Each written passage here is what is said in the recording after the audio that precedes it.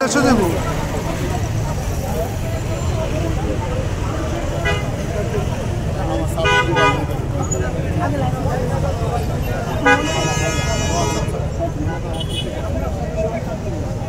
এটা এই প্রবাসী কল্যাণেরই একটা ব্রাঞ্চ, প্রবাসী কল্যাণের একটা অংশ। আমরা এত কষ্ট করে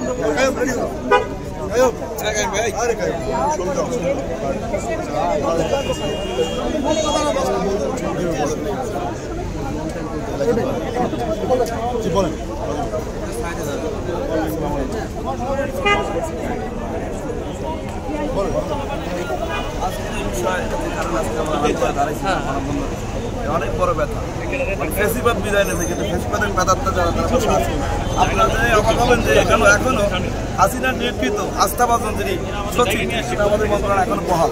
তো হাসিনা যতটা কালো আইন করে গেছে সবগুলোর বাস্তবায়ন উনি ওখান থেকে করতেছে। আজকে বাংলাদেশের প্রেক্ষাপটে আমরা যার উপরে দাঁড়িয়েছিলাম, হাসিনার আমলে যে আমাদের অর্থনীতিতে দেউলিয়া হয়ে গেছিল, সেটি কিন্তু আমাদের প্রবাসীদের কল্যাণে আবার জাগ্রত হয়েছে এবং আমরা এখন বেঁচে আছি। সেই রেমিটেন্সের এই জায়গাটায় যে আঘাত করতে চায় এবং তারা কিন্তু হাসিনার প্রেতাত্মা, অর্থাৎ এই মন্ত্রণালয়ের সম্পূর্ণ সেট আপ সে আগেরটাই আছে। এখন ওনারা প্রতিদিন এখানে একটা অন্তরায় তৈরি করে, যেমন আমাদের সৌদি আরব আমাদের বিশাল বাজার, 40-50